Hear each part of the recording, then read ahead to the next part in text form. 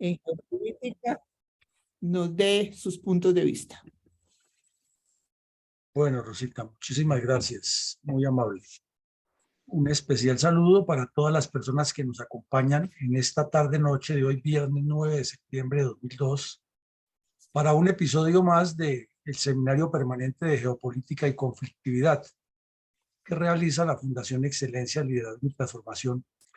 Y esta noche tenemos sobre la mesa un tema interesantísimo, un tema que seguramente nos va a motivar a hacer muchos más ejercicios académicos de enseñanza y de formación de líderes con visión de estrategas, porque visto de manera profunda, trabajado de manera profunda, lo que sucedió en Europa entre 1970 y 1975, con la construcción del Acuerdo Final de Helsinki, o la llamada también Conferencia para la Seguridad y Cooperación de Europa, es un documento, es un evento que tiene una trascendencia fundamental en la evolución durante la parte final de la Guerra Fría entre Rusia y Estados Unidos, Unión Soviética y Estados Unidos, y en el desarrollo que ha tenido la Unión Europea dentro de esa transición lógica que fue surtiéndose a partir del Plan Marshall, y que tenemos hoy en día a un bloque económico y un bloque que puede ser potencia militar conjunta y puede ser potencia política conjunta, pese a las críticas y a las opiniones que hay, como siempre, muy a la ligera de quienes creen ser los expertos de estos temas. Y queremos enfocarnos en eso porque es que es un evento histórico que sucede en un momento de transición, de transformación geopolítica en la humanidad, en medio del conflicto de la Guerra Fría, en medio del crecimiento de varios fenómenos atados a eso, la aparición de China en el escenario.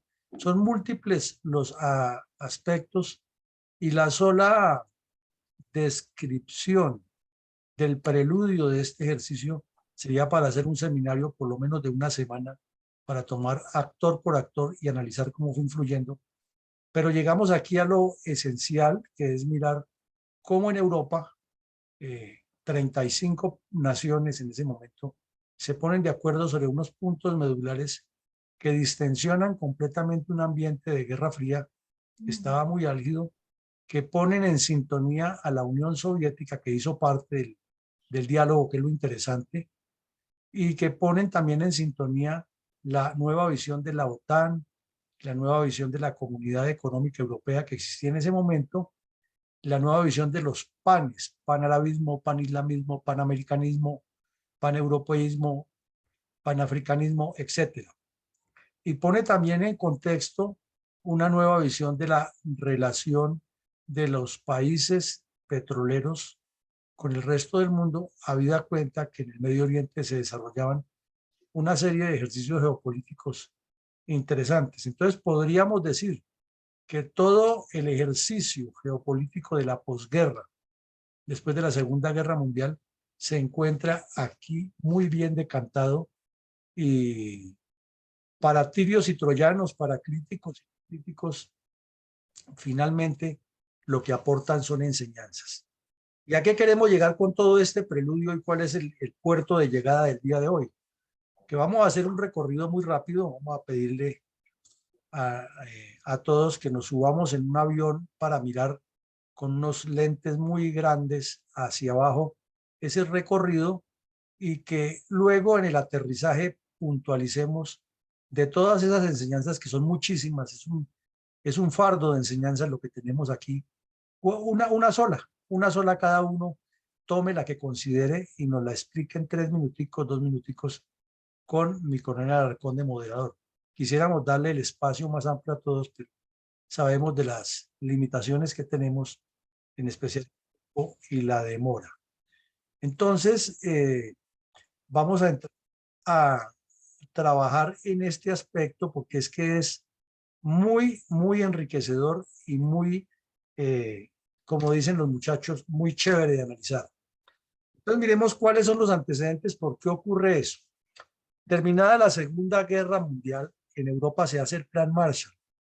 Y el Plan Marshall induce a la reconstrucción de varios países con énfasis en los aliados de Estados Unidos, naturalmente.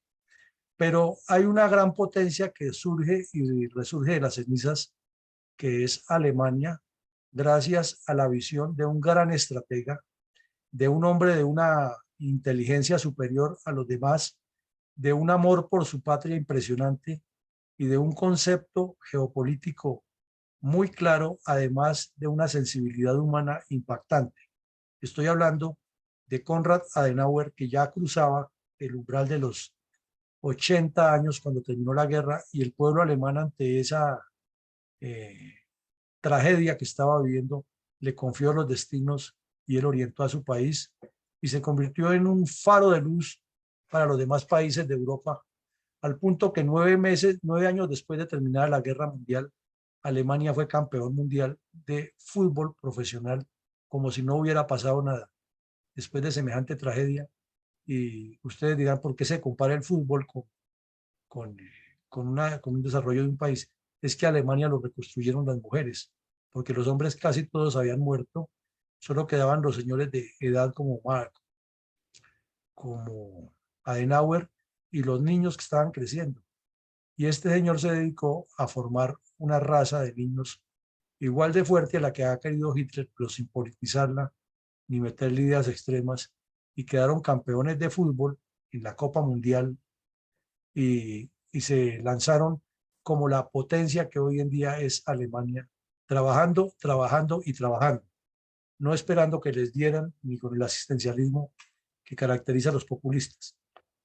En ese periodo estaba el mundo en la Guerra Fría en todo su esplendor. Había pasado la crisis de los misiles en Cuba y lo de Turquía, había pasado la guerra de Corea, la guerra de Vietnam, China se había separado de Rusia, acababan de suceder o estaba en plena vigencia esa lucha tan escandalosa por la prepotencia, por la preponderancia de las potencias. El Campeonato Mundial de Ajedrez celebrado en 1972 entre Boris Spassky y Bobby Fischer fue un canto, una oda a la Guerra Fría. El mundo entero estuvo en vilo, hasta el último rincón del planeta se sabía cómo quedaban las partidas diariamente, y llegó el momento en que muchos jóvenes y niños del mundo aprendieron ajedrez, por lo menos a mover las fichas en el tablero y a leer una partida con base en la planilla, porque los medios de comunicación no hablaban sino de la partida entre Spassky y Fischer.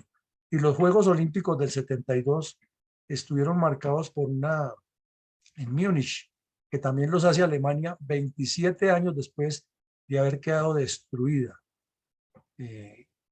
Colombia hace 6 años que firmó el pacto con las FARC, que supuestamente se desmovilizaron, y todavía no hemos avanzado para ningún evento internacional de ese nivel, porque no tenemos la visión ni el compromiso de la dirigencia política. Y Adenauer, con mujeres trabajando muy fuerte y con una juventud orientada a salir de un trauma, no solo que hizo campeón mundial Alemania en el 54, sino que en el 72 organizó, ya no él, sino Alemania, unos Juegos Olímpicos que fueron modelo para el mundo, desafortunadamente manchados por el ataque terrorista de los palestinos contra los israelíes allá en la Villa Olímpica. Pero quitándole ese pedazo, la organización y la presentación fue impresionante en plena Guerra Fría. ¿Qué otra característica tenía el mundo en ese momento? Que se estaba dando un final parcial al colonialismo. Inglaterra tuvo que, o dejó abandonadas a casi todas las colonias en el África. Francia hizo lo mismo, y hasta España hizo lo mismo, porque también se acercaba como la etapa final del gobierno del señor Franco, y dejó España tirado a Marruecos en el Sahara Occidental.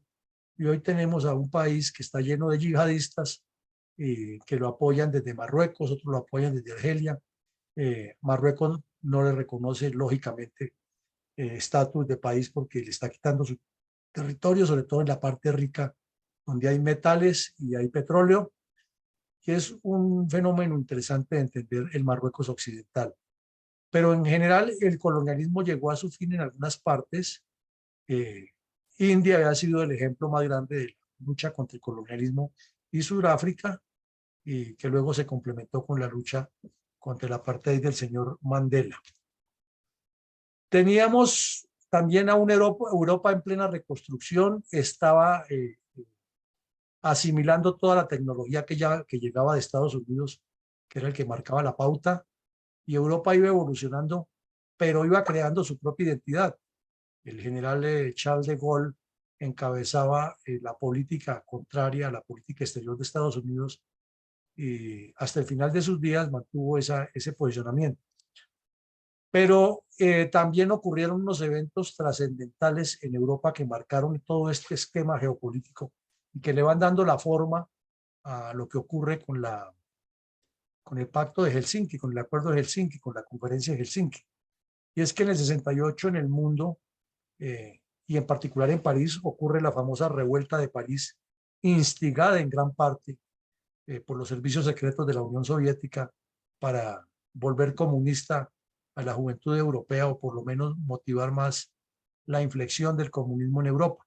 Se decía en ese tiempo en Latinoamérica que yo prefiero mandar a mi hijo a que estudie en Rusia porque regresa como un profesional. En cambio, si lo mando a estudiar a París, regresa siendo comunista. Ese era el chascarrillo que se decía en Latinoamérica en esa época, quienes tenían recursos. Y no fue solamente en Europa, también en México ocurrió la masacre de la famosa plaza allá por la misma época de unos estudiantes revoltosos y estaba en plena fusión los Juegos Olímpicos del 68. O sea, como vemos, en esa época de Guerra Fría, los Juegos Olímpicos, las competencias internacionales, las conferencias internacionales, todo era afectado por la política, como lo pretende hacer también permanentemente el populismo y en especial ese que está tendiendo un manto sobre Latinoamérica.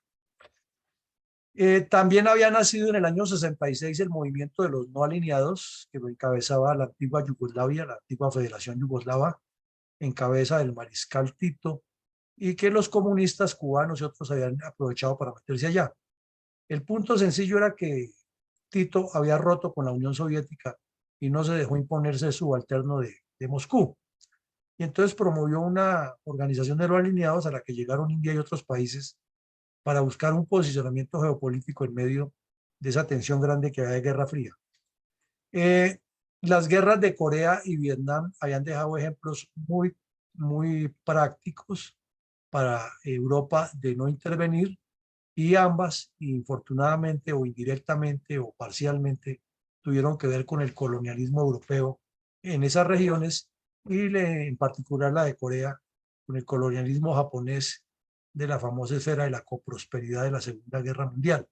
Pero la de Vietnam tuvo pues primero la presencia de Francia y luego el comprometimiento de Estados Unidos, además porque fue en París en el año 1973 donde se llegó al acuerdo para que supuestamente terminara la guerra y ahí es cuando hacen la jugada los comunistas y se toman a Vietnam del Sur. Y también otro evento trascendental que ha ocurrido en la geopolítica del mundo y que sacudía las estructuras de lo que se estaba gestando fue el reconocimiento que Estados Unidos le dio a China con la visita del presidente Nixon por medio de su secretario de Estado Kissinger y por medio del embajador George Bush padre, que hicieron el reconocimiento a China y le quitaron el reconocimiento que le han dado a Chiang Kai-shek, porque China ya era una potencia nuclear, porque era más poderosa, porque tenía un ejército muy grande y porque lo más importante, estaba de pelea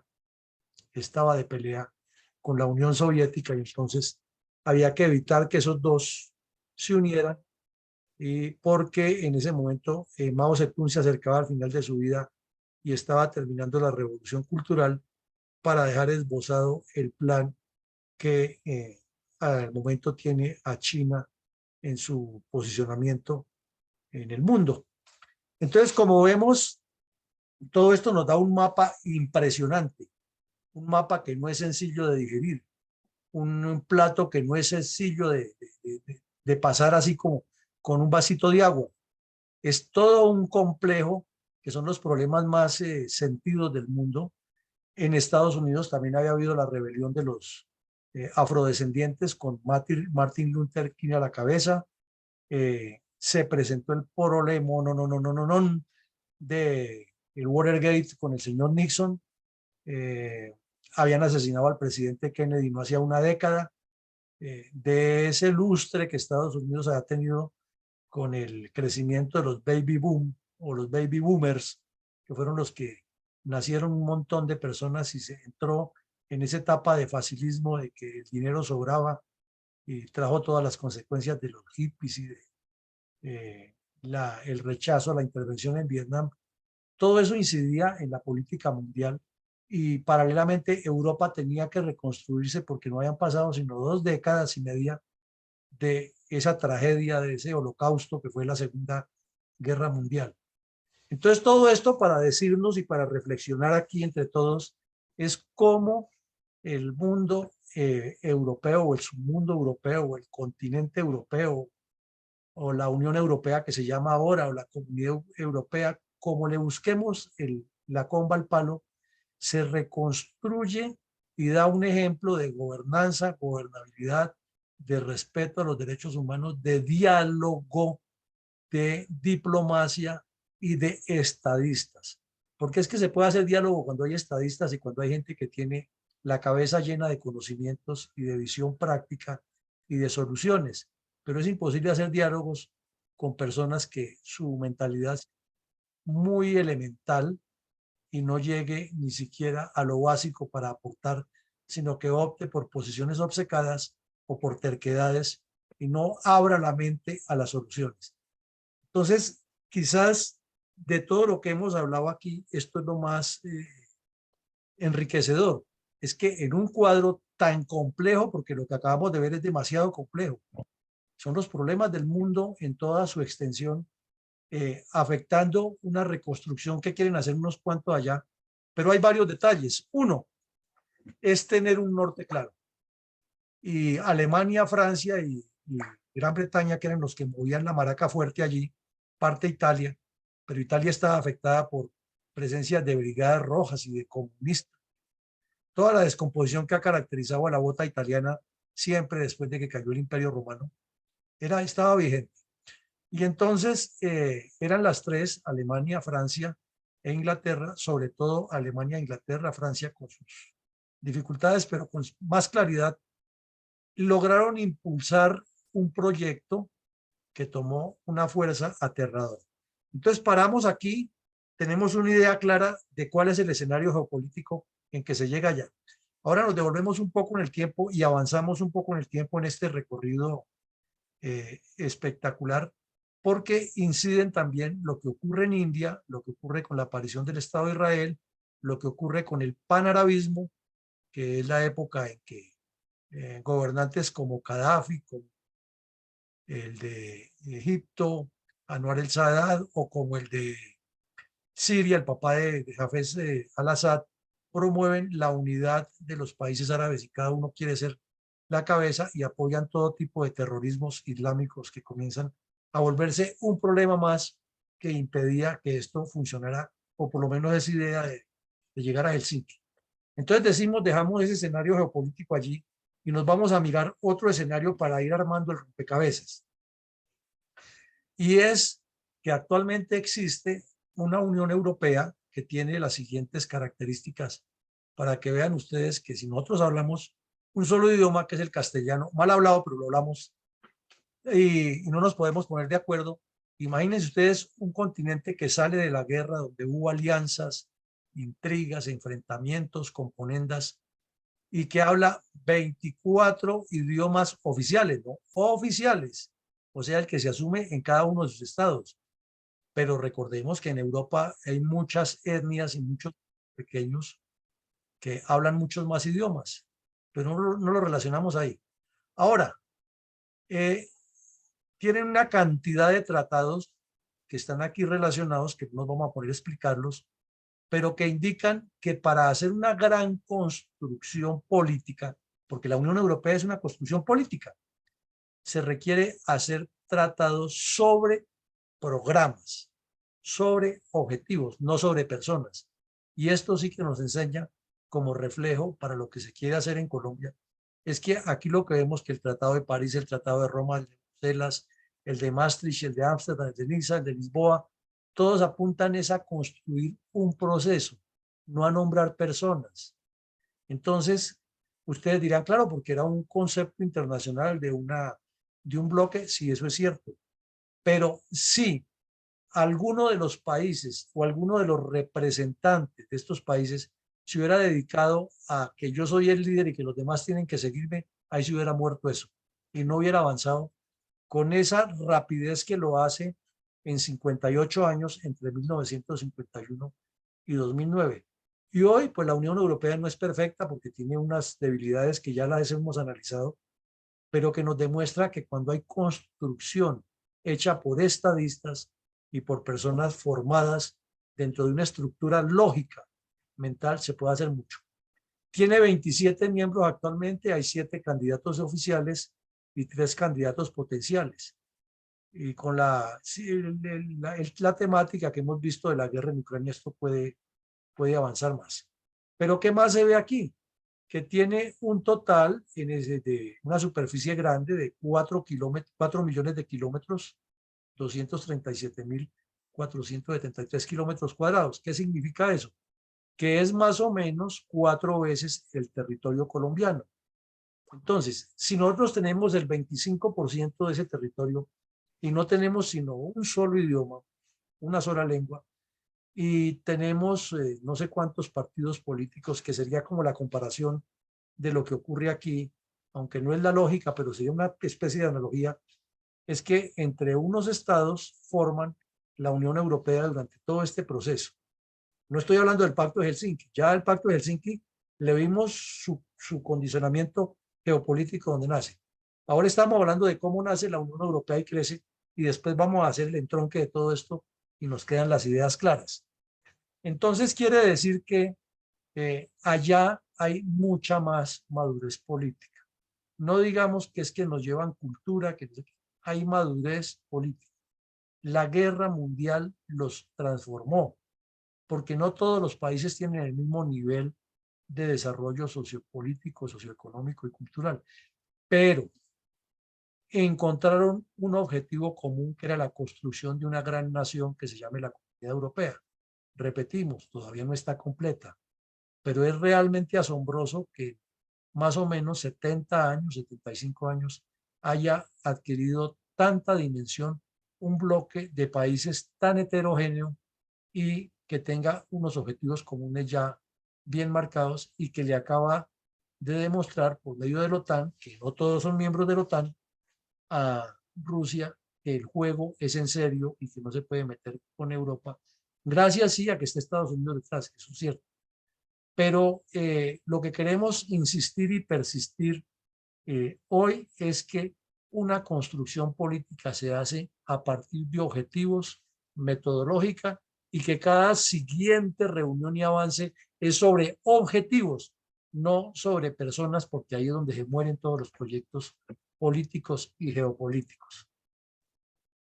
Entonces miremos cómo se inicia a construir la Unión Europea, y es un proceso interesantísimo del cual, sin que sean las similitudes exactas a lo nuestro, se pueden extraer ideas para irlas aplicando. Primero se forma la Comunidad Económica del Carbón y el Acero. Eso surge después de que el Plan Marshall revive una serie de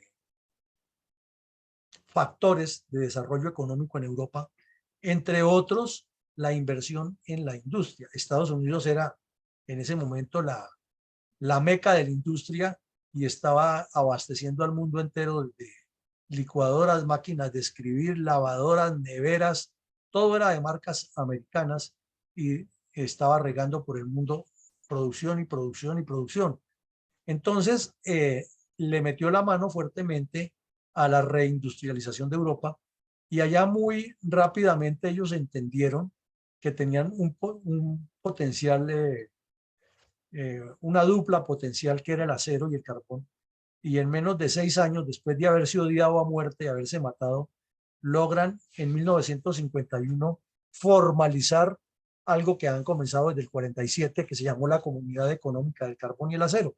Y es establecer unas pautas multilaterales, multinacionales, de cómo negociar entre ellos y cómo negociar con el resto del mundo para proteger la industria nacional, pero no cerrarse en los esquemas marxistas de, de, de cerrar el acceso a la inversión extranjera y a la apertura de las fronteras en términos económicos. Esto es muy interesante porque son países lastrados por las heridas de la guerra, en plena reconstrucción, con toda la tragedia que vivió particularmente Alemania, y cómo es la cabeza que orienta y le pone el nervio. Se necesita tener verdaderos estadistas, se necesita tener gente disciplinada, no oportunistas que dicen que yo soy la salvación y síganme a mí. De allí nace la Comunidad Económica Europea en 1958. Pero ¿qué ocurre? Que esa Comunidad Económica Europea tiene un antecedente que es en el 57, que es lo que se llama la Comunidad Económica Nuclear o Atómica de Estados Unidos, de Europa, perdón, más conocida como el Euratom. ¿Y el Euratom qué era? El Euratom era que estos países, los mismos de la Comunidad Económica del Acero, se abren la mente, se abren al mundo, se sientan a hablar entre seres humanos pensantes y no entre egoístas. Y dicen, mire, la energía nuclear está desarrollándose en el mundo y va a tener mucha incidencia. Entonces hagamos primero un desarrollo nuestro, tenemos un par de plus que son el acero y el carbón. Entonces a partir de ahí construyamos nuestro desarrollo y busquemos el desarrollo nuclear atómico con las investigaciones que ya había hecho Alemania, que ya había hecho Francia y que el Reino Unido naturalmente, y hacen como una bolsa común y se comienzan a intercambiar tecnología y hablan primero de un mercado común de todo lo que fuera la tecnología para desarrollar procesos pacíficos de energía nuclear para impulsar la industria en Europa. Entonces uno dice, ¿y si allá pudieron, por qué aquí en Latinoamérica no podemos? Porque es que aquí nos aparecen los Hugo Chávez, los Petros, los Correas, los Kirchner, y cada uno cree que es la voz cantante, y fuera de eso, marxistas. Porque del otro lado, lo que se ven son los estadistas de, de corbatín, que no se juntan de pueblo y que cada uno cree que es de mejor familia que el otro. Entonces, ahí está el problema nuestro frente a ellos. Y de ahí ese mercado común europeo, dicen, bueno, y si nosotros hicimos un mercado común europeo sobre los asuntos atómicos y no está funcionando, ¿por qué no rompemos fronteras? ¿Por qué no permitimos que todos nos integremos y creamos un mercado común en todos los bienes y servicios y con los movimientos de los ciudadanos sin pasaportes? Entonces eso no es que lo hacen de un día para otro, eso es un proceso, todavía está metido en el ADN de muchos funcionarios públicos, las prevenciones con los nazis, las prevenciones con los espías, quién está trabajando con la Unión Soviética y quién no, porque la Unión Soviética hace su expansión muy calculada, pero es un proceso supremamente interesante y enriquecedor que se va desarrollando porque hay una mentalidad de unos estadistas que están detrás de eso y que tienen los objetivos claros y que le machacan todo el tiempo a que es por ahí y no es por otro lado. Y así en toda esa comunidad eh, eh, europea, el mercado común europeo, la comunidad común europea, nace en 1958 con un estatuto amplio y pensado en abarcar y construir un escenario geopolítico desde el cual se proyecte a toda Europa y no a un solo país. En Latinoamérica ha aparecido esa idea varias veces, pero siempre con intereses que no corresponden y sobre todo pensando en pelear con Estados Unidos a toda hora. En 1930-32 fue muy famoso Víctor Raúl Haya de la Torre desde el Perú con esa misma idea, que había que pelear con Estados Unidos. Luego fue Perón, después vinieron otros dictadorzuelos, el de Perú en el año 74, 76, el señor Alvarado. Luego vino Hugo Chávez a terminar de tirarse Latinoamérica siguiendo a Fidel Castro, pero siempre con una mentalidad de confrontación, de odio de clases y de una subyugación a un sistema que no funciona. Los europeos tenían ahí de vecino a la Unión Soviética, que era peor, que les estaba metiendo espías, propaganda, sabotaje, acciones de organización de bases comunistas, y no le comieron carreta y siguieron avanzando porque veían que el norte del futuro de Europa estaba en el comercio, en el desarrollo, en la tecnología y en empoderar a los pueblos y seguir en cierta forma el faro que tiraba Alemania de luz, que después de 9 años de una guerra tan salvaje ganó un campeonato mundial de fútbol, y eso marcó realmente a Europa y al mundo. Tenemos también que ahí llega al escenario del acuerdo de Helsinki, y entonces aquí es donde empatamos que no fue un camino de rosas del 58 al 70, 75, sino que ocurren todos esos eventos que hemos relacionado atrás, que estarían aquí en medio de este pedacito.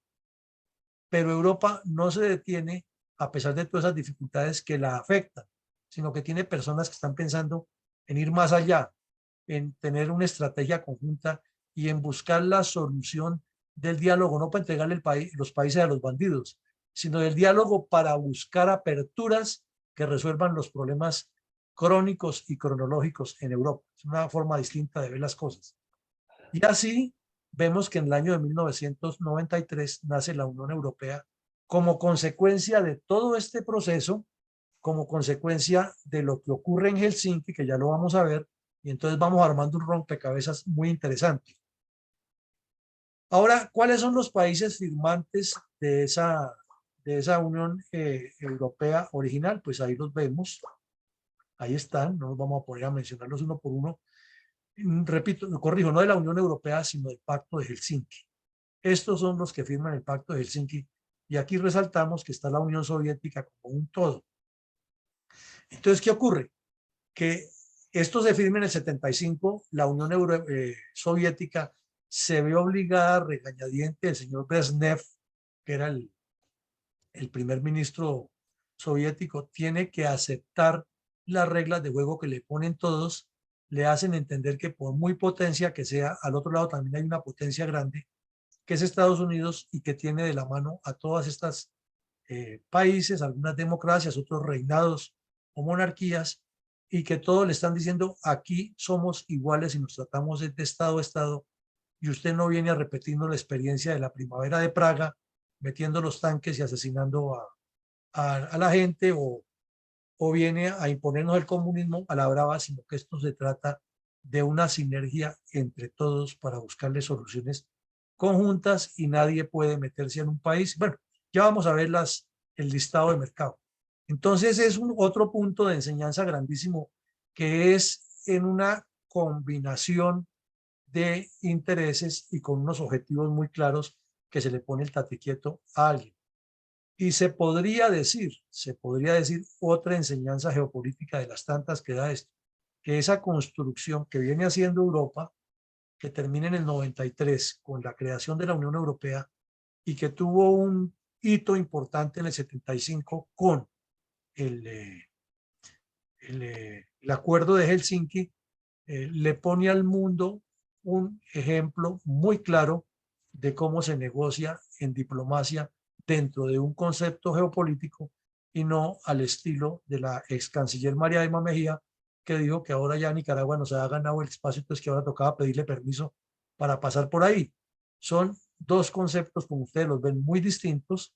Aquí es un concepto de llegar al acuerdo lógico, siguiendo las leyes internacionales, respetándose cada uno como Estado, como país y como ente político y geopolítico, para llegar a un acuerdo conjunto.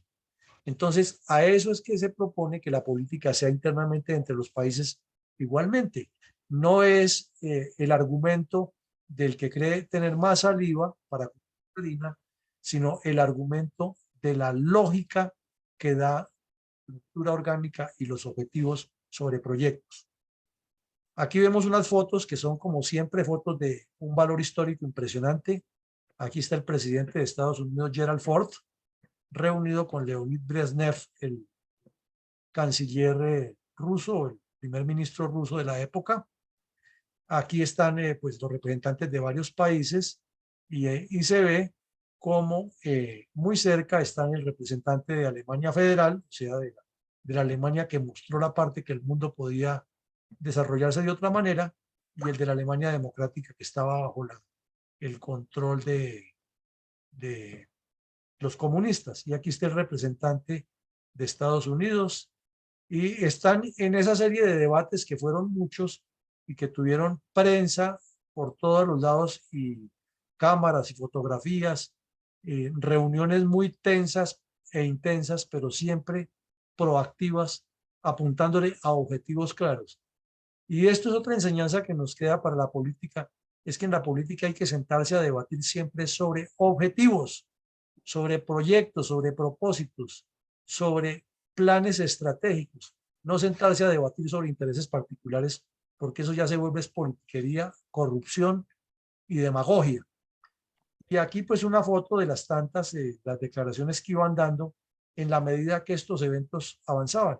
Fueron 5 años de muchas reuniones, de mucha intensidad, hasta que por fin hubo luz verde. Entonces la primera parte, lo vemos, comenzó a darse de forma después de unas reuniones preparatorias, que es otra enseñanza que tenemos que aprender los que queremos participar en política, que no es llegar a convenciones sin saber qué se va a hablar, sino que después de cada reunión preparatoria se trataban estos 3 puntos. Fue lo primero que se habló: asuntos militares y de seguridad. Obviamente, un continente que acaba de salir de la guerra tiene que ser muy claro y muy puntual qué va a pasar con los ejércitos de cada nación, si se van a aliar todos en un solo bloque para desarrollar entonces cuál es la nueva doctrina militar o la nueva intención militar. Los asuntos económicos, que incluyen un montón de cosas: turismo, industria, comercio, investigación científica, intercambio cultural, inversiones, apertura de bancos, sistema cambiario, porque en ese momento en Europa había distintas monedas, etcétera. Es toda una temática larga que no se resuelve de la noche a la mañana. Y algo supremamente importante, que es lo que necesitan los bloques económicos hoy en día, y lo ponemos aquí a girar con el cursor: la vinculación de las personas, los seres humanos, más allá de las fronteras. Recordemos, estamos hablando que esto ocurre 70-73. En el 69 se firmaron los famosos pactos de Viena o acuerdos de Viena, en los cuales se establecieron responsabilidades claras por medio de la ONU para que todos los países le ayuden o coadyuven con la atención que merece cada persona que llega a un país y entra con un pasaporte válidamente. Entonces, y además otros, inclusive el de derecho del mar también salió de ahí. Son 4 documentos valiosísimos que se firmaron en Viena en el año 69 y que van a servir también de referente para esto. Entonces vemos que es un encadenamiento de hechos y de documentos, de decisiones, de acuerdos, que va llevando a Europa a que una necesidad que tiene, porque Europa lo que está viviendo en este momento es una necesidad política, una complejidad política, que si hacemos una comparación, en Colombia estamos viviendo una necesidad política, una complejidad política, y lo que hay que buscar es soluciones estratégicas como las buscó Europa, pero con una complejidad distinta, porque son distintas naciones, distintos idiomas, distintas culturas, distintos intereses, distintos antecedentes, y se pudieron poner de acuerdo. Sencillo, había un plan estratégico y había objetivos. Ah, que estaba Estados Unidos detrás, sí, estaba Estados Unidos detrás, eso no se niega, pero es tener el valor, el temple, la visión y la concatenación de ideas dentro de cada país para entender que era por ahí y no por otro lado. O sea, entendieron que había una luz, había un faro que seguir, y no se pusieron a debatir y a discutir que no, que el faro no es ese, sino que soy yo, porque es que yo soy, no, no. Si el faro es ese, nos vamos todos con esa luz y vamos a sacar adelante Europa. Enseñanza pura y dura de eso. Otra. Luego ya viene la firma de los acuerdos y dejan esta lista de mercado que es un decálogo como las tablas de la ley de Dios de Moisés. Y la mayoría son del respeto entre las naciones, pero luego asume ya unas muy internas que se van sumando unas con otras, pero todas ajustadas al derecho internacional. Entonces, la idea, porque no nos vamos a detener aquí en todo esto, que sería larguísimo, se nos iría un rato por cada punto, es que de estas enseñanzas se produjo un acta que se llama el Acta de la Conferencia de la Seguridad y la Cooperación de Europa, y más conocida como los Acuerdos de Helsinki, así se le llama en forma coloquial, pero realmente el nombre técnico es ese otro, que después da origen a algo que vamos a ver enseguida. La idea es ¿cuál?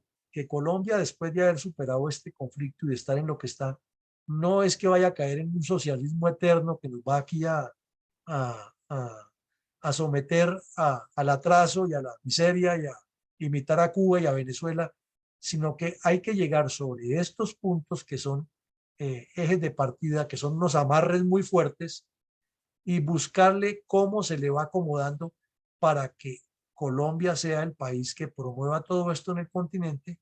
Y es lógico, si yo quiero ser fuerte en el exterior, tengo que fortalecerme adentro. Entonces lo que quiero transmitir, tengo que hacerlo fuerte adentro, y es una forma de crecimiento. Y así lo interpretó Europa y así lo desarrolló.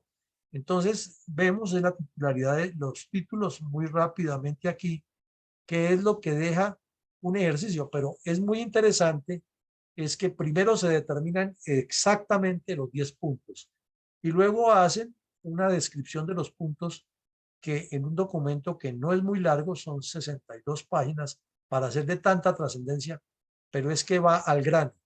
Ahí no echa carreta, no le pone muchos adjetivos, sino cada cosa bien puntualizada. Y entonces si uno se pone a leer esos acuerdos y dice, oiga, esto aquí si se trae al campo interno de Colombia se puede aplicar de esta manera o de la otra, y sería muy productivo y nos daría un eje guía para salir.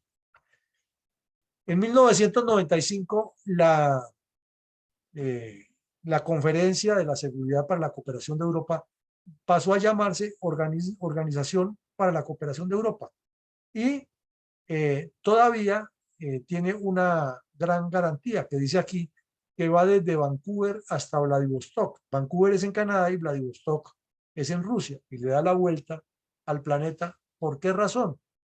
Porque Vancouver es un puerto que queda al occidente de Canadá y Vladivostok es un puerto que queda al oriente de Rusia. Entonces lo que se quiere decir ahí es que le da la vuelta completa, los 360 grados, al planeta, y obliga al hemisferio norte, 57 estados que son signatarios, a que se integren. Entonces ustedes dirán, pero si eran 35 cuando lo firmaron, ¿cómo así? Pues por varias razones. Una, porque cuando se desarticula la Unión Soviética, varios de esos estados se integran y otros que se fueron integrando con el paso del tiempo.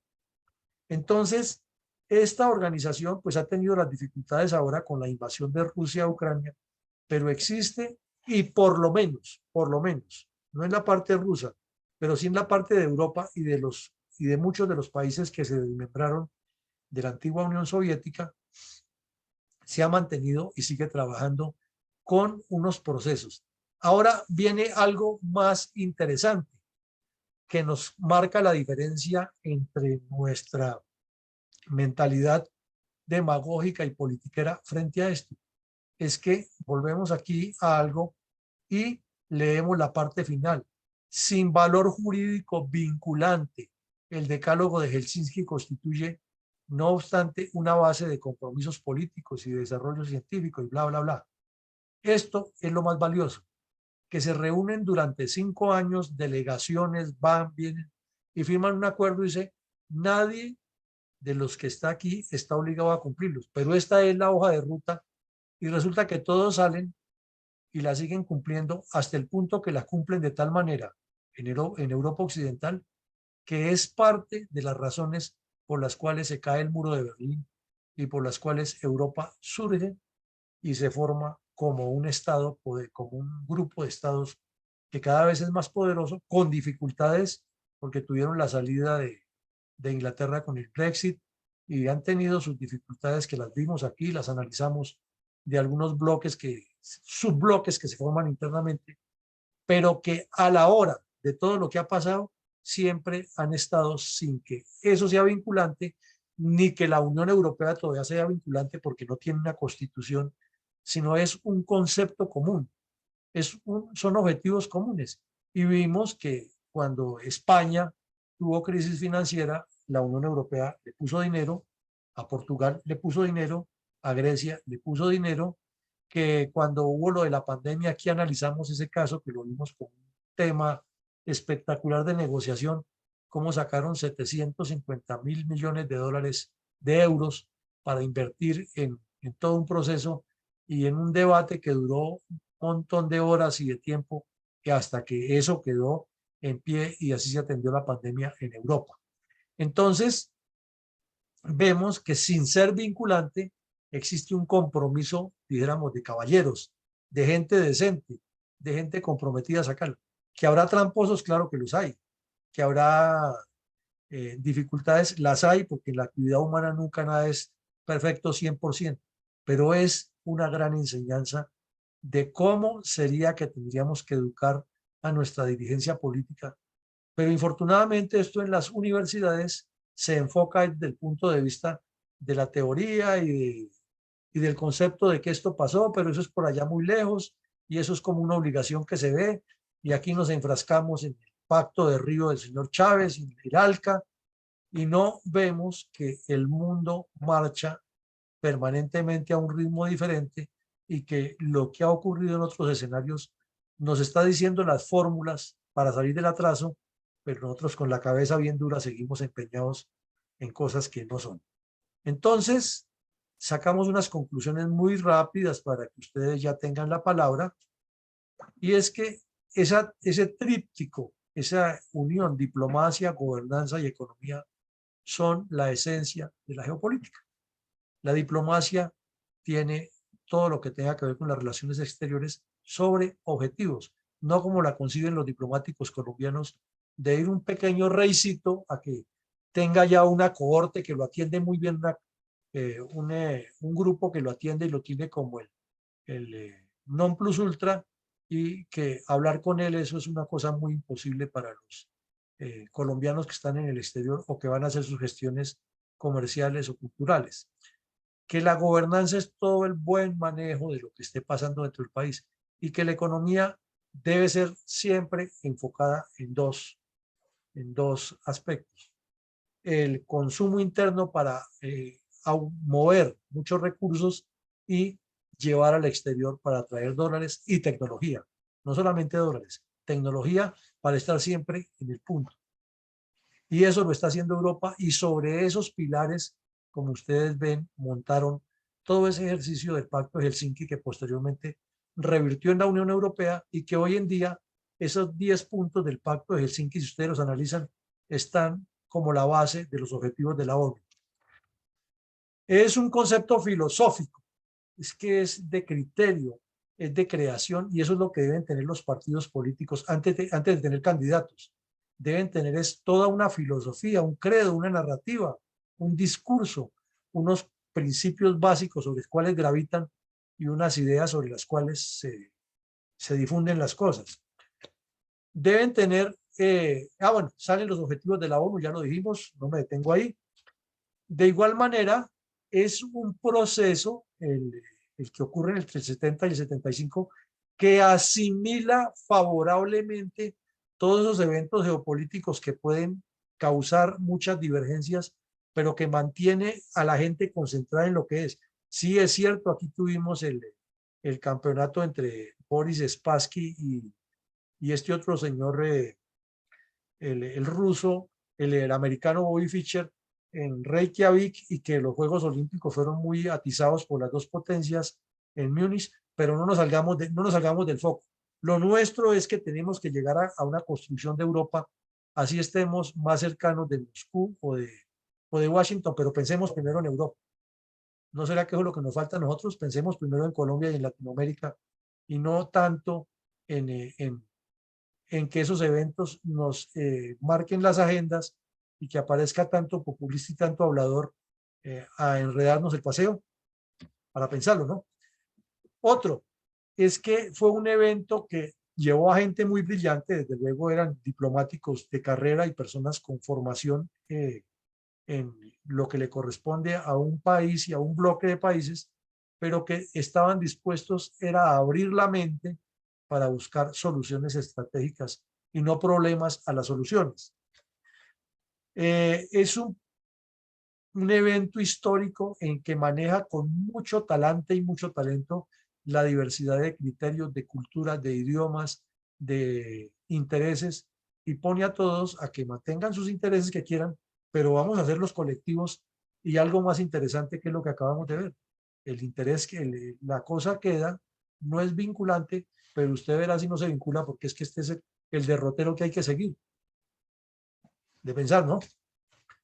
Es un proceso o es un grupo de personas que forman tanta cultura organizacional en lo que están haciendo que tienen una habilidad para actuar de manera diplomática, con firmeza y con claridad frente a diferentes conflictos, tanto externos de lo que está pasando en el mundo, que son muchos, que vimos una lista de mercado enredada, como también conflictos internos dentro de Europa.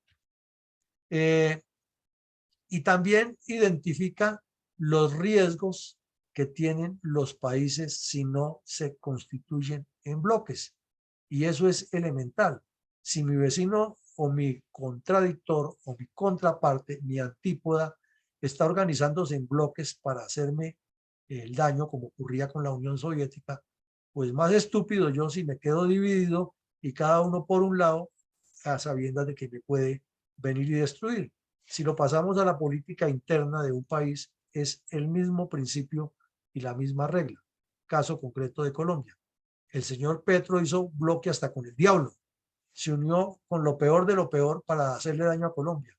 Y la gente que está de este lado sigue pensando que la candidata es una señora que grita mucho o un señor que le dio por política a la última hora y que nos va a dirigir a todos, en lugar de pensar en cómo se construye un bloque. Y dentro de los que quieren conformar ese bloque, cada uno quiere levantar la cabeza más que el otro y no unirse en una sinergia. Entonces, volvemos al tema. Unos problemas como tan complejos como India, el mismo nacimiento y crecimiento del Estado de Israel, el fenómeno del panarabismo y el yihadismo están sobre la mesa, siguen sobre la mesa, no se han resuelto del todo, pero la Unión Europea no los ha descuidado porque tiene relaciones con ellos y sabe lo que le puede influir. Pero a partir de toda esta construcción que es progresiva y sobre objetivos estratégicos, lo han venido manejando y lo tiene más o menos controlado. Entonces, para decir al final de todo este ejercicio que aquí nos quedan no una, sino miles de enseñanzas y cada uno las puede sacar en la medida que reflexiona. Por eso decíamos que los antecedentes y las conclusiones son apenas uno de ese ejercicio. Entonces ahora queremos pedirle a mi coronel Alarcón que nos ayude, nos haga el favor y nos ayude con este punto, que de todo eso que usted vio, cada uno, diga, oiga, mi enseñanza válida de esos acuerdos es esta y se podría aplicar en Colombia por A, B o C razón. Y en 2 minuticos nos expone, no tome 4 o 5 cosas porque se enredan, sino vamos con una sola. Entonces, mi coronel Alarcón, creo que ya levantó la mano mi coronel González, le pido el favor que nos ayude con la moderación porque esto parece que está muy bueno. Muchas gracias, sí señor, mi coronel, buenas noches para todos. Efectivamente ya tenemos la mano arriba de mi coronel González y le quiero leer a todos la pregunta del día de hoy. Señale una enseñanza válida de los acuerdos de Helsinki aplicables en la actual coyuntura política de Colombia. Mi coronel González tiene la palabra y se alista, por favor, la ingeniero Rosita. Adelante, por favor, Iván. Mi coronel Villamarín, disculpe, ¿puede poner la ayuda de los acuerdos de Helsinki para que haya más precisión en lo que va a contestar cada quien?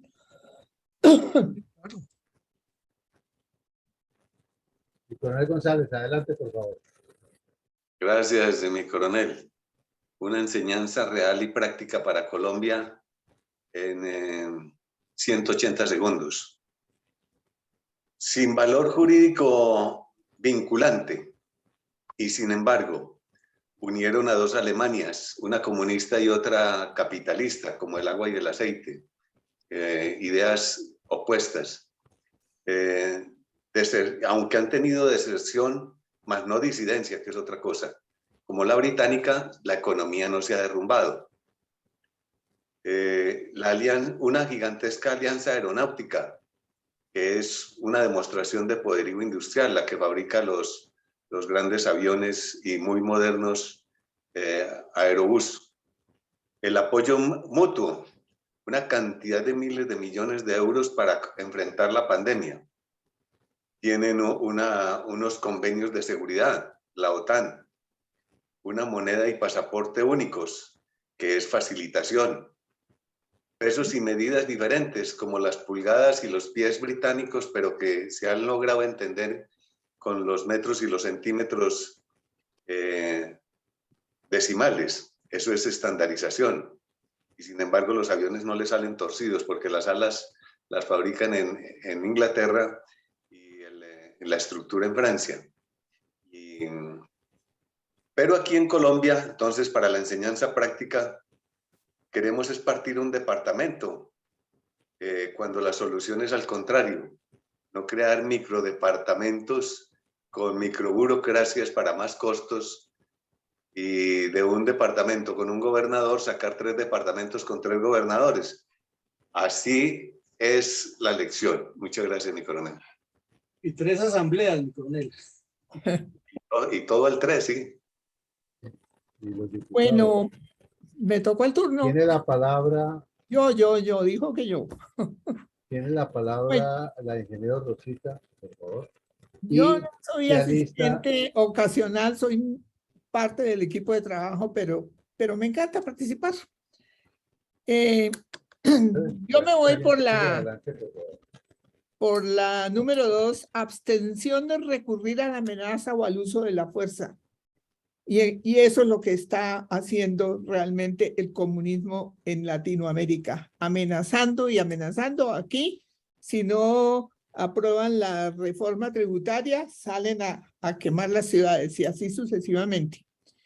Sin embargo, y a pesar de que conozco bien por el tiempo que he estado en Suiza de todos los asuntos del acuerdo de Helsinki, sin embargo, no es que no hayan sido violados. Ya estamos viendo lo que está haciendo en este momento el señor Putin sobre Ucrania.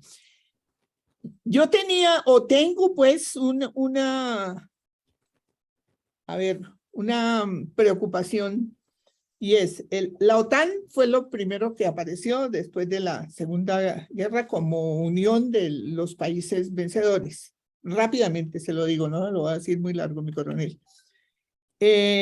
Pero inmediatamente la Unión Soviética propuso el Pacto de Varsovia, o lo hizo como alianza militar en respuesta a la OTAN. Ajá. Y ahí impusieron lo que quisieron los comunistas en ese momento de la Unión Soviética. Después vino todo ese desarrollo que usted nos ha contado, hasta llegar hasta la Unión Europea. Sí, por supuesto, eso es totalmente cierto, con todos los beneficios que se están logrando, a pesar de las diferencias que hay entre los 20 y tantos países. Pero el tratado de Helsinki, que tiene esas cosas tan buenas, realmente fue como el desespero de los europeos de salir del tratado de Varsovia. Esa es la creencia que yo he tenido, y siempre veo la imposición de los comunistas, si no es con una cosa es con la otra, pero siempre ellos imponiendo sus criterios, tanto lo impusieron en el Pacto de Varsovia como en esto de Helsinki, con el cuento del respeto de los derechos humanos y las libertades fundamentales y no sé qué más. Eso lo llevaban preparados los comunistas. Eso es lo que yo sé. No sé si estoy equivocada. Pero por lo pronto me encantaría que en Colombia no sigamos bajo la amenaza constante para que se cumplan las cosas, o para que se permita no poder debatir ni poder oponerse a las cosas que propone el nuevo gobierno. Muchas gracias. Son las 7:10. Hemos empezado a las 7:02. Entonces vamos ahora a optimizar el tiempo, dándole la palabra a Adela Luna. Y se alista mi coronel Vanegas. Adelante, por favor, Adela. Muy buenas noches, un saludo muy especial a mi coronel Villamarín, a todos los presentes en esta plataforma virtual. Yo pienso que todos los puntos son importantes, pero yo me quedaría sobre todo en este tiempo con el número 7, el respeto de los derechos humanos y las libertades fundamentales, incluida la libertad de pensamiento, conciencia, religión o creencia. Mira, hoy es el Día Internacional de los Derechos Humanos y prácticamente pasó en blanco en el país. Solamente vi que el Ministerio de Defensa hizo como un conversatorio, pero de ahí los derechos humanos no resaltaron para nada, tanto que este gobierno en años anteriores resaltaba los derechos humanos. A partir del 7 de agosto parece que los derechos humanos en Colombia hubieran desaparecido, porque cuando sucedían cosas terribles en el país, los primeros que salían y se apoderaron de ese término eran las personas de ideología de izquierda. Ahora, a partir del 7 de agosto, todo lo que ha sucedido en nuestro país, todo se ha silenciado. Los, entre comillas, defensores de derechos humanos ni más se volvieron a ver por ahí. Entonces, yo me quedo con eso porque los derechos humanos no es solamente de la izquierda, ellos se apoderaron de ese término, es de todos nosotros, de la derecha, de centro. Y cuando uno aplica los derechos humanos, pues a conciencia se ven frutos positivos. Y en cuanto a las libertades fundamentales, mire lo que sucedió hace poco con la Capilla del Dorado, que la mandaron a quitar, lo que está sucediendo en Nicaragua, cómo está la Iglesia católica en Nicaragua. Entonces, en este momento hay una incertidumbre para los credos, para la Iglesia católica, para los cristianos evangélicos. Están en una incertidumbre. Hay una senadora que quiere que las iglesias paguen impuestos. Ellas venían pagando impuestos, pero quieren colocarles más impuestos todavía. Entonces hay una incertidumbre terrible. Yo me quedaría con esa enseñanza que ojalá lo podamos poner en práctica, y en cuanto a las libertades, seguir luchando por ellas, no quedarnos callados, porque la omisión y el silencio se hace cómplice de todo lo que está sucediendo o pueda suceder.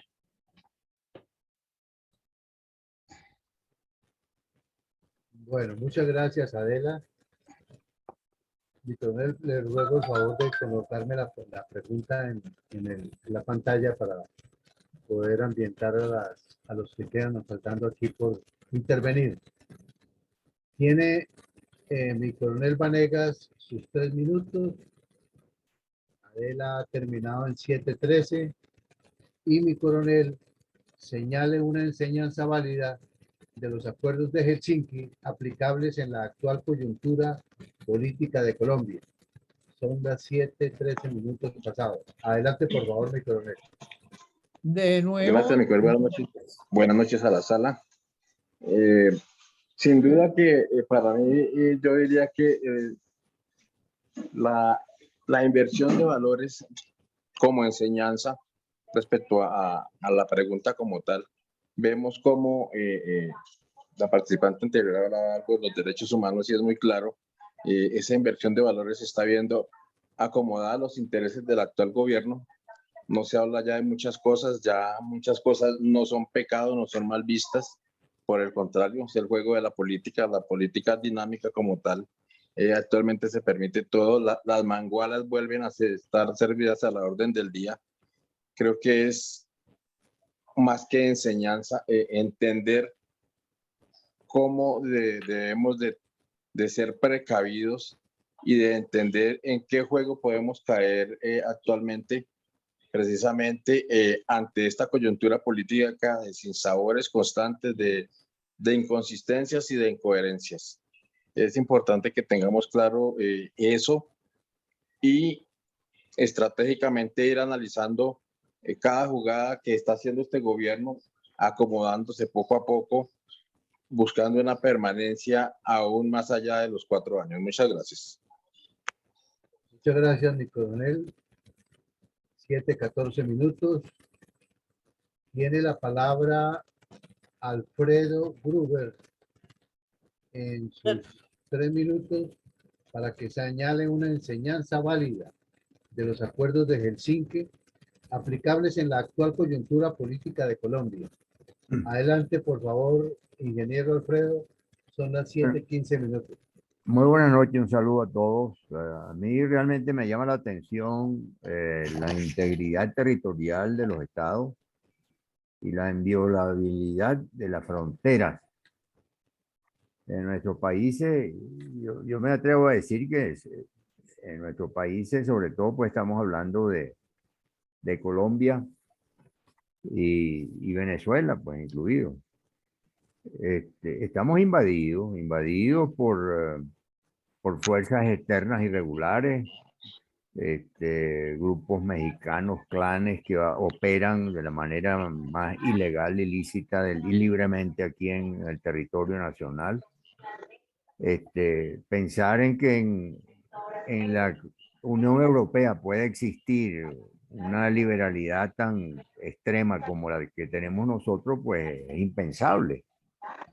Lo mismo pues que la situación fronteriza per se en Colombia reviste una gravedad extrema en materia de ilegalidad, de inseguridad. Yo pienso pues que esos son temas prioritarios que debemos atender para tratar de establecer un esquema serio pues que permita una actividad pues legal y bien ordenada, ¿no? Eso básicamente son mis comentarios, coronel.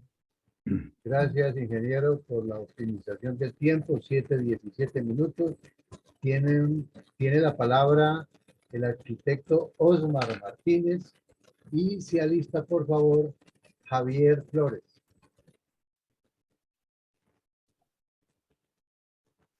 Osmar.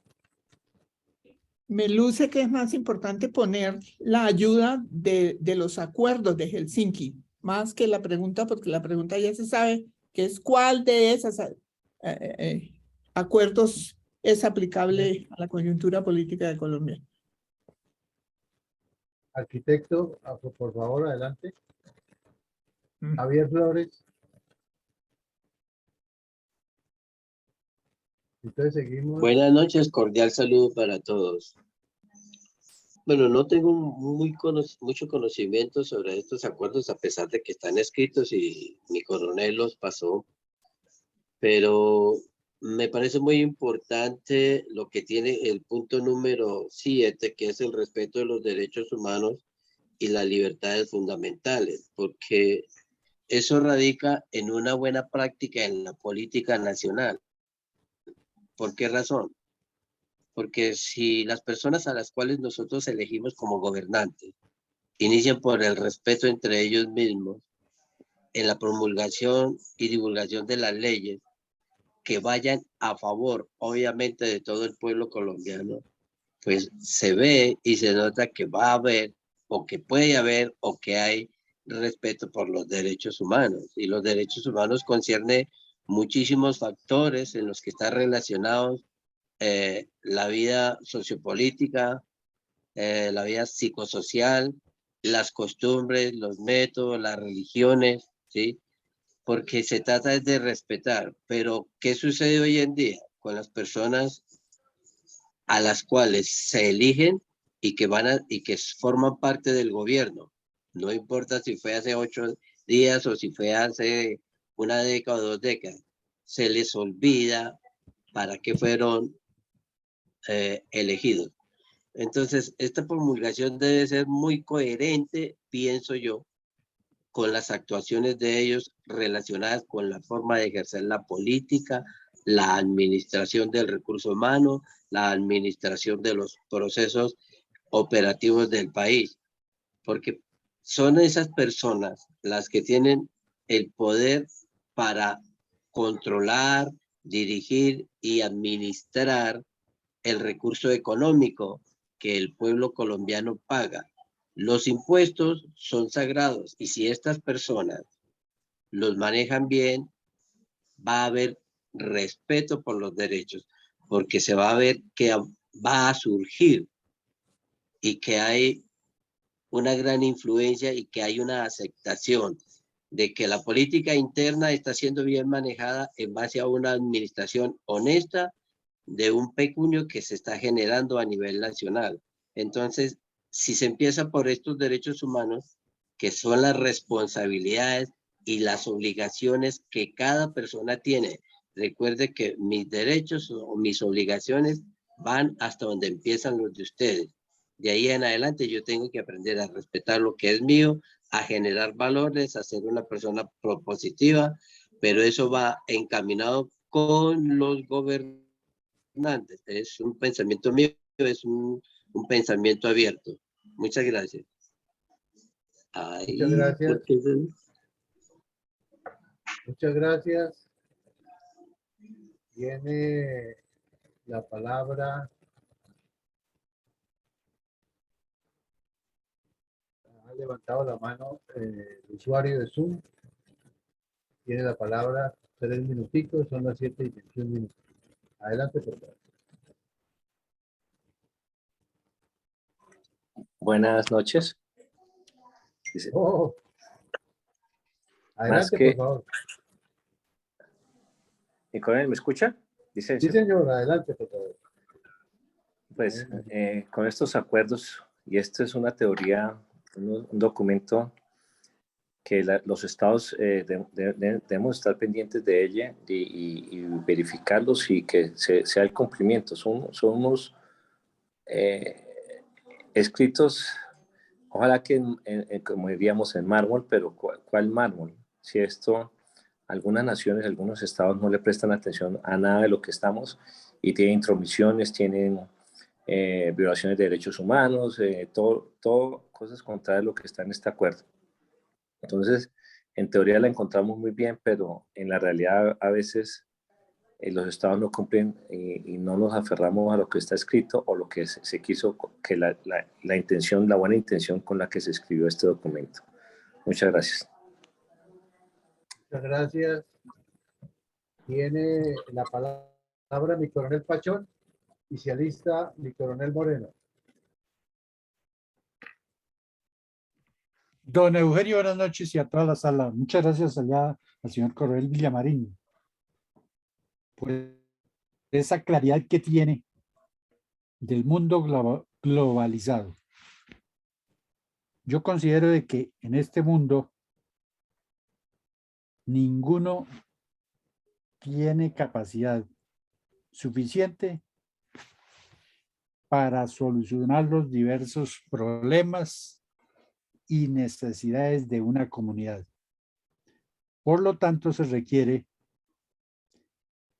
el diálogo para el intercambio de ideas de las diversas organizaciones sociales, previa revisión de todos aquellos antecedentes históricos que han dificultado el bien común de la sociedad, el bien y el futuro del territorio. Por consiguiente, considero de que el punto 9 es indispensable, refiriéndonos a estados, la cooperación entre estados. Pero para aterrizar aquí en Colombia, entre las diversas organizaciones sociales que al fin tendremos que ser los beneficiados del desarrollo de la política como el arte de gobernar. Gracias. Muchas gracias, mi coronel Pachón. Tiene la palabra mi coronel Moreno y se alista José Ricardo Martínez.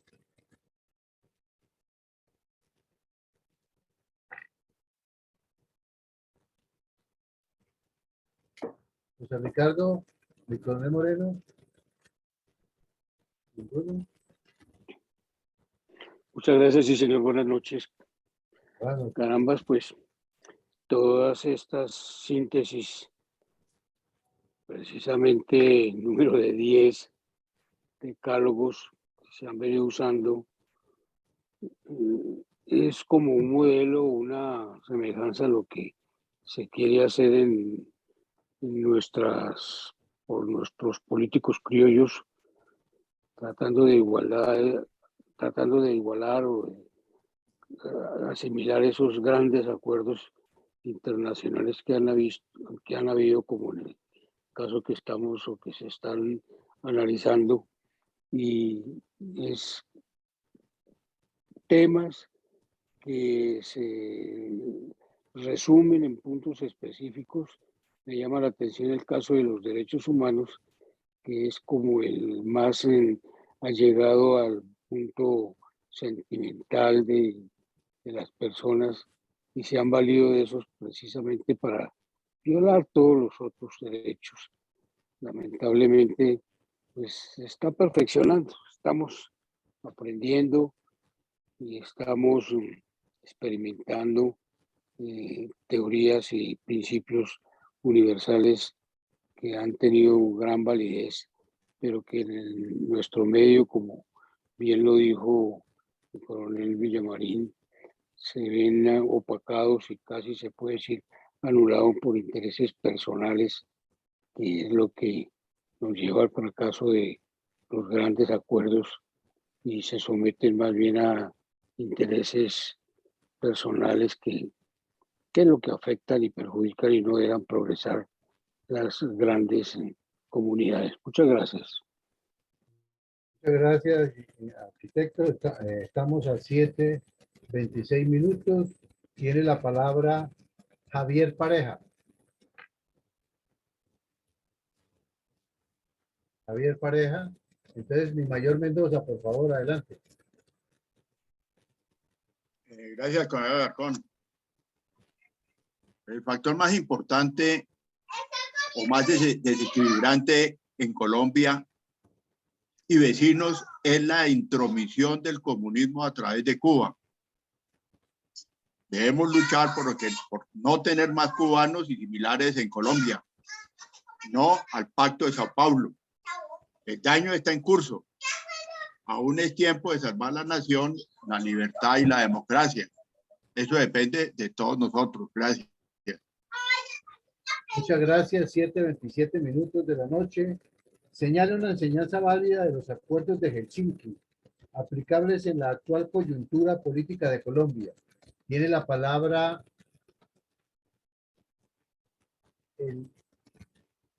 Eli Ospina. Adelante, por favor. Buenas noches y muchas gracias por esta oportunidad. Escuchaba a la señora Adela, al señor Javier Flores y al señor ingeniero Alfredo Gruber. Las tres personas coinciden con lo que yo pensaba. Uno, la inviolabilidad de las fronteras. Yo creería que la inviolabilidad de las fronteras que está en boga en este momento, la posibilidad de que nos violen las fronteras por culpa de un nefasto gobierno que quiere negociar nuestro territorio a cambio de nada. Y lo de los derechos humanos, que están todas las libertades, es importantísimo, porque de verdad que cuando a uno le respetan su libertad, que es lo más valioso en todos los sentidos, porque somos seres humanos, cada cabeza es un mundo y cada quien tiene su derecho a opinar y a pensar y a expresar lo que opine o piense sin agredir a los demás, sin insultar y sin faltar al respeto. Y cuando hablamos de la inviolabilidad de fronteras, pienso que las fronteras abarcan todo, porque las fronteras es mis derechos terminan donde empiezan los del vecino.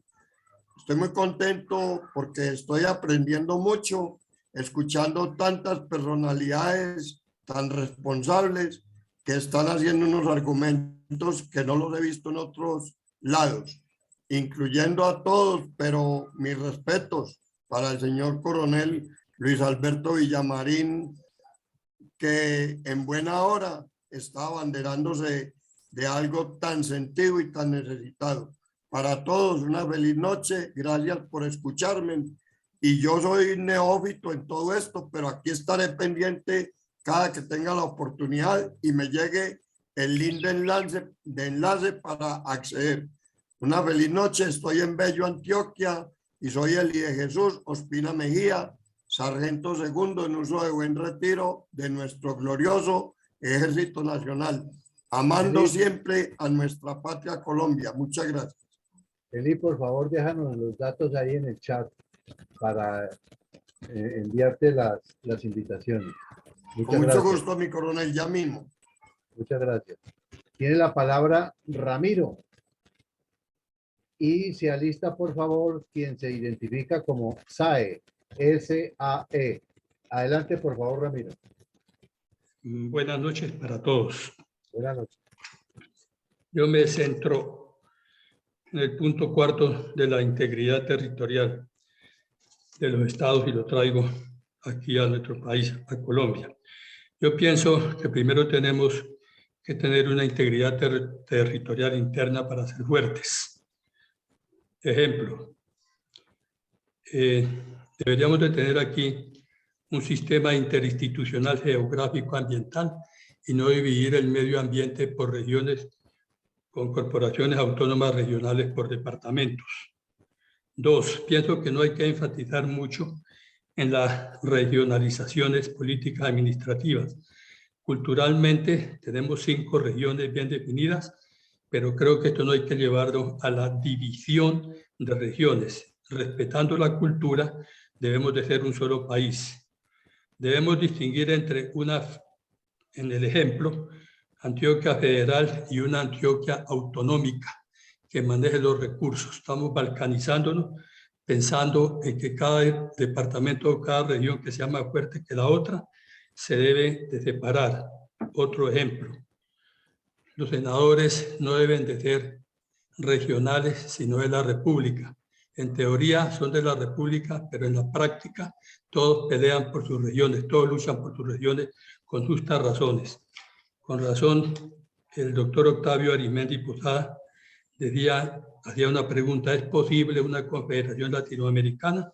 Y respondía que no era imposible, pero era muy difícil por los egoísmos personales que ya todos conocemos. Muchas gracias. Muchas gracias a usted. 7:32 minutos. Le vamos a dar la palabra entonces a la persona que se identifica como SAE y se alista, por favor, Javier Pareja. Adelante, SAE, puedes abrir tu micrófono.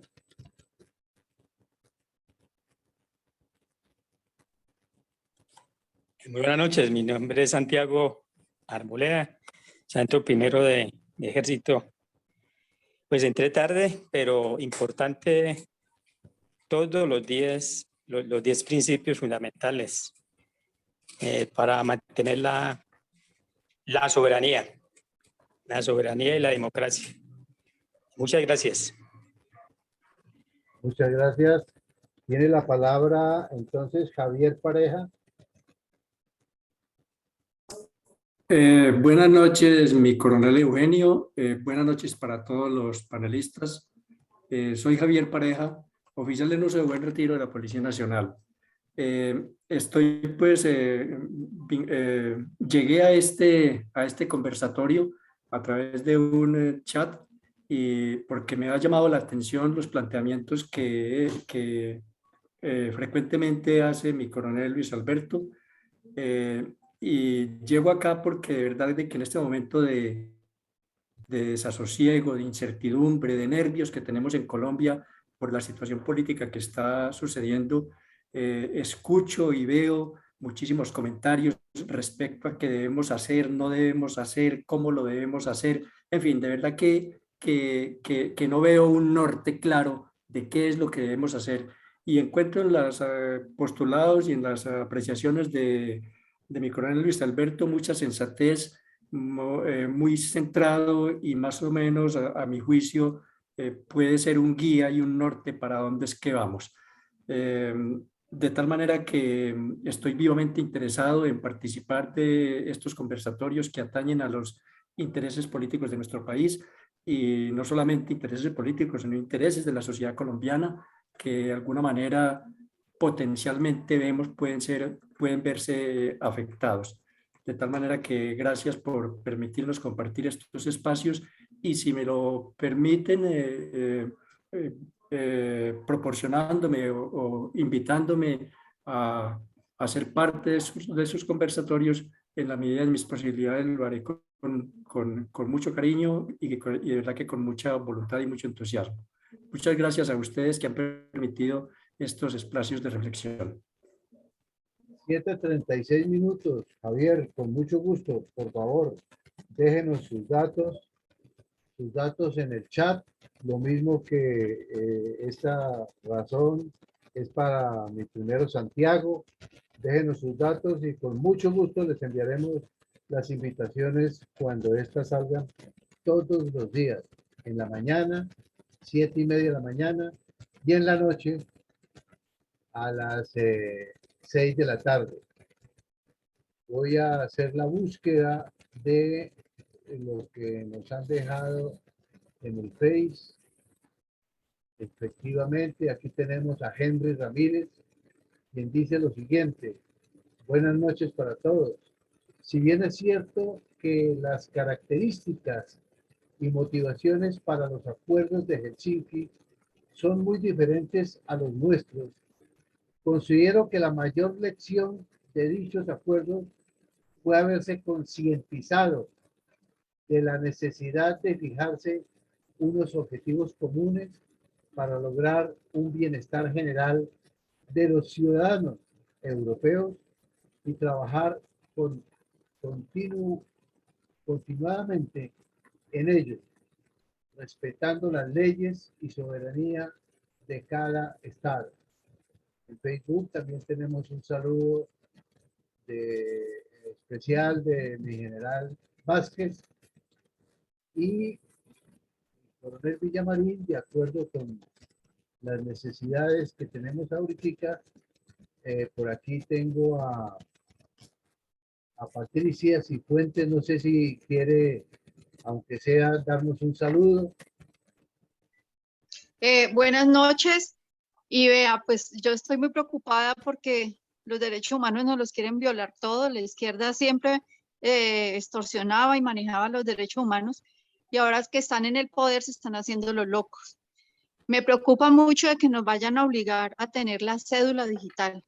Yo creo que no nos pueden ir a coartar nuestra libertad, porque en esa información que queda uno, en esa cédula digital, según han dicho y he estado investigando, es muy delicado porque se van a dar cuenta de todas nuestras vidas y de todo, y en este momento estamos en un régimen. O sea, yo pienso que las amenazas son muchas. Me preocupa muchísimo la parte de la registraduría, de que no pasa nada y ya vienen las próximas elecciones regionales y ellos tienen todo montado para ganarlas. De modo que no sé, no quiero ser negativa, pero pienso que de este tratado, pues lo más importante es el tema de los derechos humanos y también lo de la frontera. Apenas se dio cuenta qué vamos a hacer, que vamos a hacer y que vamos a ir a la gran marcha del 26, ese día va a abrir fronteras y va a hacer su show con Venezuela. O sea, nosotros estamos gobernados por un ilegal que es nuestro enemigo. De modo pues que no sé cómo vamos a hacer. Ahora viene a decir que por emergencia económica él puede meter la reforma tributaria. O sea, ahí son muchas cosas, muchas amenazas. Bueno, muchas gracias. Muchas gracias. Mi coronel Villamarín, hemos suplido todas las intervenciones de las personas que quisieron intervenir en esta noche. Por fortuna, respetando el tiempo y respetando la opinión de los demás. Mi coronel, vamos con sus conclusiones. Sabemos que tiene un compromiso y debe irse. Entonces, vamos con las conclusiones y la bendición por el día de hoy. Adelante, por favor, mi coronel. Bueno, mi coronel, muchas gracias y muy amables, como siempre, todos los asistentes. Bienvenidos quienes nos acompañan por primera vez y se interesan en la actividad que hace la Fundación porque aquí el ejercicio consiste en primero formarnos, estructurarnos y después escogemos los candidatos. Y este evento académico que hemos hecho hoy sobre un solo aspecto, que sería mirar desde el aire, mirar como en un avión, decíamos, hacia abajo, y tomar unas aerofotografías, fue un evento supremamente importante que ocurrió en Europa, que se maduró durante 5 años, que participaron muchas mentes brillantes, que participaron personas que habían vivido una gran guerra, que entendían que el futuro del mundo no podía ser solamente la polarización y que había que construir algo muy sólido, y lo hicieron. Uno de los puntos que no está escrito aquí, pero que se fortaleció en ese momento, fue el tema del medio ambiente. En el año 72 se hicieron los primeros acuerdos en Helsinki sobre el tema específico del medio ambiente. Por eso les decía que ya para entrar a analizarlos, en cada uno de estos hay una temática muy puntual y que en 62 páginas lo resumen, pero claro, hay memorias y hay otros documentos que lo fortalecen. Entonces la invitación que nos surge aquí es que para poder participar en política hay que profundizar en política, porque desafortunadamente el país y el continente han estado en ese escenario de muy bajos resultados de los estados, es porque la gente que llega allá son ignorantes. Y hoy lo decíamos en un audio, el señor Petro está colocando una serie de ignorantes que puede que sean muy capaces en otros campos, pero no donde corresponde. Y poníamos el ejemplo concreto de quien fue su vicepresidente, su fórmula vicepresidencial, y quien está manejando la cartera de minas. Pero en realidad no es solamente el señor Petro el que ha hecho eso, es que tradicionalmente ha sucedido que los cargos de alta importancia del Estado no son ocupados por, como decía Kennedy, los más brillantes y los más capaces, sino que son ocupados por personas a quienes se les está pagando un favor político y por cuotas burocráticas de acuerdo a cómo participaron en las elecciones.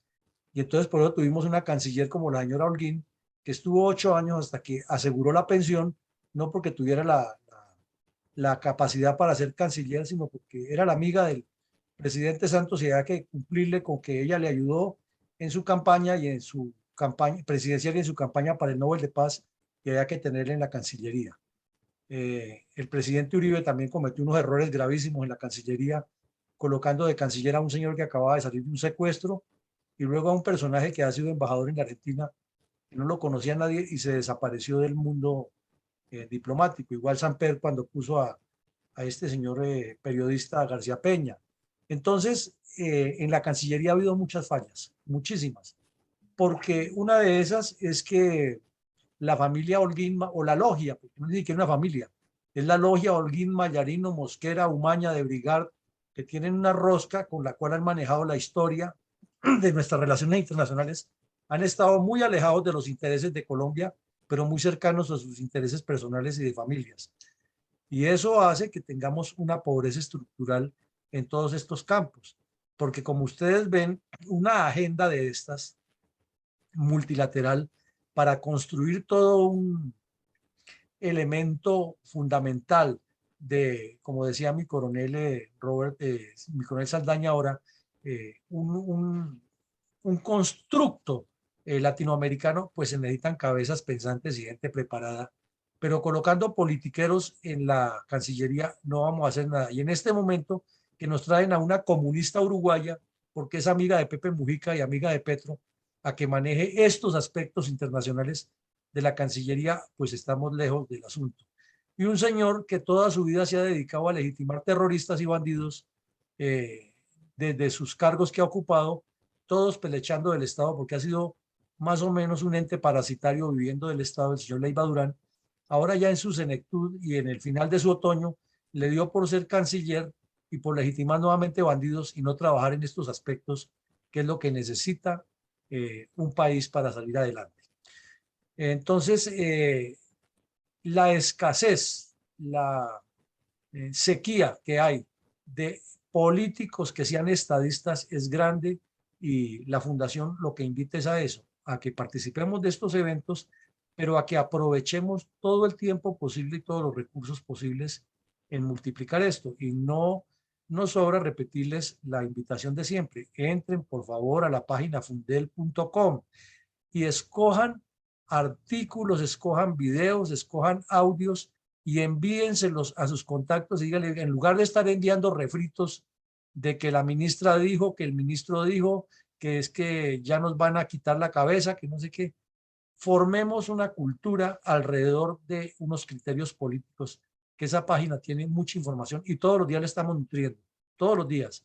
Entonces, así formamos algo distinto.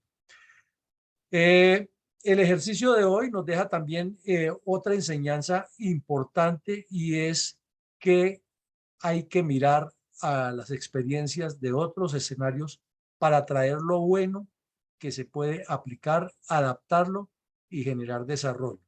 Entonces, como vemos, en esta semana hemos tenido algo muy interesante. La próxima semana será analizando todo el proceso que ocurrió en Chile y reforzando nuestra idea de construir el partido, porque tenemos que darle duro a eso. Y la siguiente semana también tenemos ya unos conferencistas que están enfocados en la reforma tributaria, en los hidrocarburos y nuevamente en el tema del partido para seguir avanzando en eso.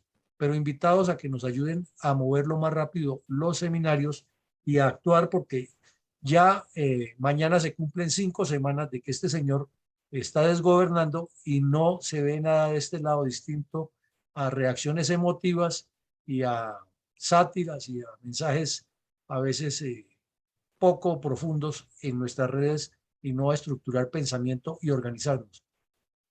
Si el señor hace la asamblea constituyente como es lo más posible, necesitamos 100 personas bien estructuradas que nos representen y eso hay que prepararlas y darles todo un camino, porque no basta con que sean expertos constitucionalistas, sino que toca formar un concepto alrededor de lo que queremos y estructurar una constitución en borrador para tener la lista y hacer que sobre esa constitución se trabaje y no que lleguen los improvisadores o los izquierdistas con su estrategia a meter por delante la legitimación de todo lo que planea el señor Petro y le recomienda el señor cura de Rux. El lunes retomamos por la mañana la actividad normal de la memoria histórica y por la noche tendremos al coronel Leiter de Chile, quien vendrá a darnos una visión de lo que él observa es el resultado o el resultado negativo que tuvieron quienes presentaron el cambio de constitución y cómo él visualiza que serán los escenarios próximos y a largo plazo en Chile. Y el martes tendremos a un académico mexicano que vive en el Brasil, experto en temas de la Amazonía y en temas sociopolíticos del continente, que también nos va a venir a ilustrar sobre la percepción que tienen desde Brasil, desde México y desde otros países frente a lo ocurrido en Chile. Pues les deseamos a todos una feliz noche, que Dios nos siga bendiciendo y mil gracias de nuevo por acompañarnos hoy en esta interesantísima jornada académica.